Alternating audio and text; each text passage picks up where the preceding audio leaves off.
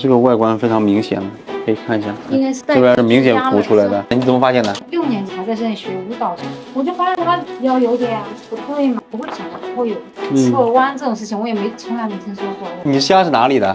我是江西赣州。你这是3月份吗？这是6月份吗？2次拍片的情况，尤其是这个胸弯上还是有加重。你这个已经到了50度了，但是它骨骼发育啊，肯定是没有成熟，但是这个角度很大了。首选还是手术？尽量保守，因为它是熊猫血型。它是熊猫血。对，这应该是很大的手术。那是对别的医院，对我来讲，这是我病房里面最小的手术。你这个在青春期嘛，它这种加重的风险还是持续存在的。血型各方面我就比较担忧嘛。这个不是我主要的考虑，因为这个手术对我们来讲本来就不大，你这样拖下去，那将来对它的功能影响其实更大。